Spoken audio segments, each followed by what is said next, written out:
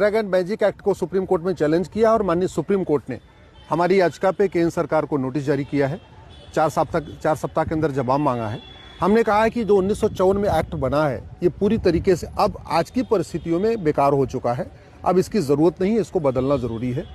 ये जिस कार्य के लिए बना था वो कार्य तो हो नहीं रहा है। हाँ, इसके दुष्परिणाम ज़रूर दिखाई दे रहे हैं।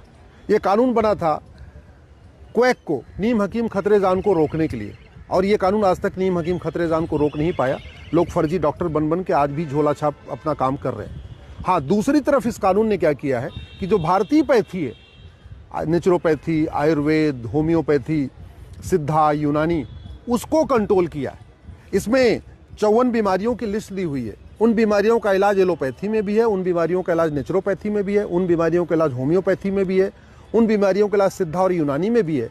लेकिन ये कानून कहता है कि एलोपैथी के, नेचुरोपैथी के, होम्योपैथी के, सिद्धा, यूनानी के डॉक्टर अपने क्लिनिक के सामने बोर्ड पे लिख नहीं सकते कि हाँ, हम इन बीमारियों का इलाज कर सकते हैं। ये कानून केवल एमबीबीएस डॉक्टर को ये छूट देता है कि वो अपने क्लिनिक के बाहर, अपने ऑफिस के बाहर, अपने नर्सिंग होम के बाहर बोर्ड लगा के कह दें कि हाँ, हम इन बीमारियों का इलाज कर सकते हैं। वो लेकिन नेचुरोपैथी के डॉक्टर, आयुर्वेद के डॉक्टर, होम्योपैथी के डॉक्टर और ऐसी बहुत सारी बीमारियां जो योग प्राणायाम से ठीक हो जाती हैं, उन लोगों को ये छूट मिली नहीं है कि हाँ, वो लोग कर सकें। अब बीमारियां भी कैसी कैसी, ये कानून ये कहता है कि इवन बुखार का भी जो आयुर्वेद के डॉक्टर हैं, जो नेचुरोपैथी के डॉक्टर हैं, जो और होम्योपैथी के डॉक्टर हैं, ये अपने क्लिनिक के सामने ये भी नहीं लिख सकते कि हम बुखार का इलाज करते हैं।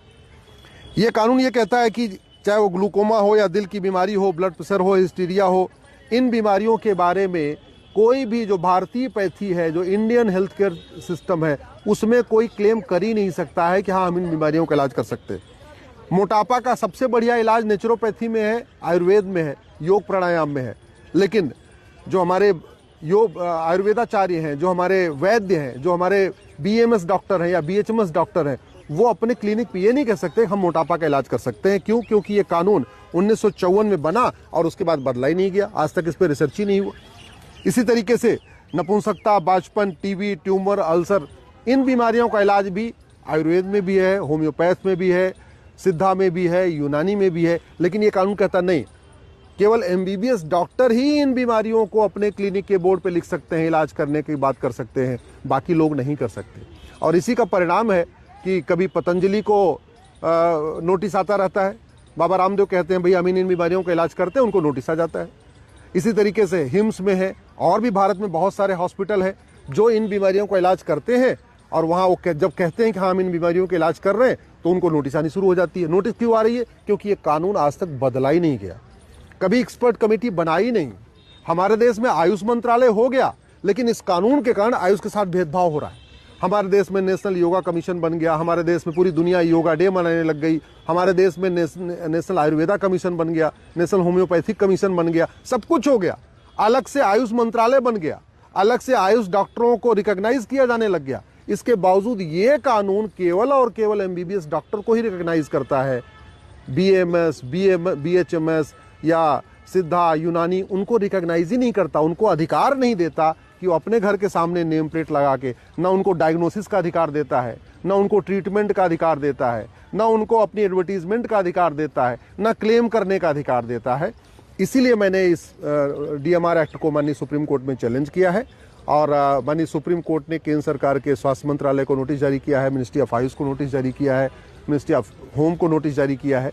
4 सप्ताह के बाद फिर सुनवाई होगी। हमारा ये कहना है, भारत में एक यूनिफॉर्म हेल्थ केयर कोड लागू किया जाए, एक समान चिकित्सा संहिता लागू किया जाए, और आज की परिस्थितियों में किन किन बीमारियों का इलाज किस पैथी में अच्छी तरीके हो रहा है, उनको इसकी छूट मिलनी चाहिए। फोकस पैथी पे नहीं होना चाहिए, फोकस स्वास्थ्य पे होना चाहिए। अगर किसी बीमारी का इलाज एलोपैथी में अच्छा है तो ठीक है, वो उसका इलाज एलोपैथी के डॉक्टर कराएं। किसी बीमारी का इलाज अगर आयुर्वेद में अच्छा है तो आयुर्वेद डॉक्टरों को भी अपनी बात कहने का पूरा अधिकार होना चाहिए। किसी बीमारी का इलाज अगर होम्योपैथ में अच्छा है तो होम्योपैथिक डॉक्टरों को भी ये बात कहने का अधिकार होना चाहिए, उनको अपना भी प्रचार करने का अधिकार होना चाहिए कि हाँ, हम इन बीमारियों का इलाज बढ़िया करते हैं। ये नहीं होना चाहिए।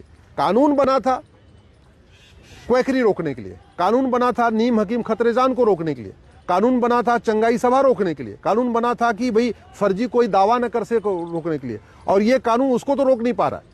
पंजाब में खूब पूरे चंगाई सभा हो रही है, पूरे देश में काला जादू अंधविश्वास अभी भी फैला हुआ है, ये कानून रोक नहीं पा रहा है। पूरे देश में अभी भी कहते हैं हम तुझे कैंसर का इलाज कर देंगे, ये कर देंगे, और घुट्टी पिला पिला के और दवा दे दे के और केवल झाड़ फूक करके इलाज कर देंगे। ये कानून उनके ऊपर प्रतिबंध लगा नहीं पाया। हाँ, ये इस कानून ने क्या किया है, जो बाकायदा 4 साल 5 साल का कोर्स करके BMS डॉक्टर आ रहे हैं, BHMS डॉक्टर आ रहे हैं, नेचुरोपैथी के डॉक्टर आ रहे हैं, होम्योपैथ के डॉक्टर आ रहे हैं, सिद्धा यूनानी के डॉक्टर आ रहे हैं, उनको ये प्रतिबंध लगाता है। इसलिए अब समय आ चुका है कि इस 1954 वाले कानून को बदला जाए, एक यूनिफॉर्म हेल्थ केयर कोड बनाया जाए, जो मेडिकल का कोर्स है उसका फर्स्ट ईयर कॉमन किया जाए। जैसे इंजीनियरिंग आप सिविल इंजीनियरिंग से करिए, मैकेनिकल से करिए, कंप्यूटर से करिए, किसी से करिए, IIT से करिए या NIT से करिए, फर्स्ट ईयर कॉमन होता है।